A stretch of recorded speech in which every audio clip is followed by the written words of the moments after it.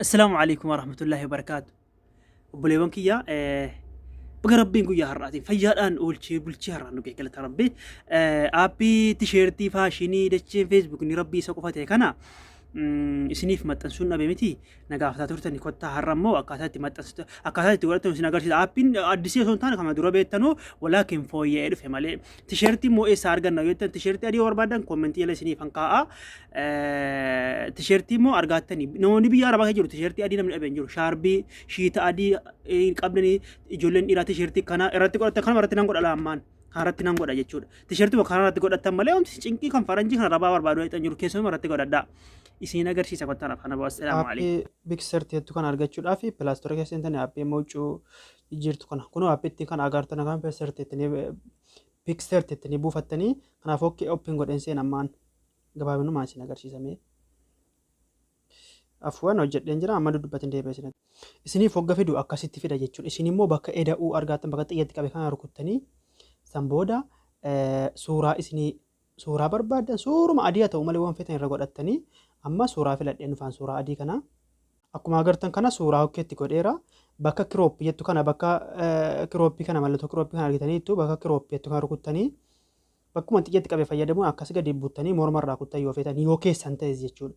bakka raayitii kana rukuttanii raayitii erga rukuttanii kaatanii kabajamtoota hordoftoota kiyya akkas buttaniiti bakka ad footoo jettu kana bakka ad footoo jettu kana argattanii bakka xiyyeetti qabe kana okkeetti gootanii hangaruu fudhadheen dhufa amma suuraa kiyya. Jalqaba immoo googee yookiin feesbuuk keessaan yoo feetan googelii wama adii iskiriinshuut godhattan asirratti hojjettanii wama feetan immoo dirqama feesbuuk qofaa miti wantichi.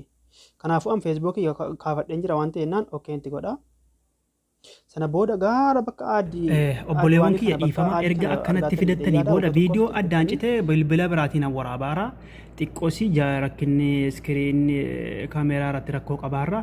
akkeessa bakka pootoo aadi pootoo kana tuxxanii bakka aadi pootoo ni agartan jedhee yaada san booda ol harkiftanii bakka kun argattanii footoo kiyya ansila footoo kaafadheera feesbuuka footoo kaafachuu ni beektan miti iskiriinshuutii sana booda bakka gaara kan argattan miti kun immoo akka aadi waanii kana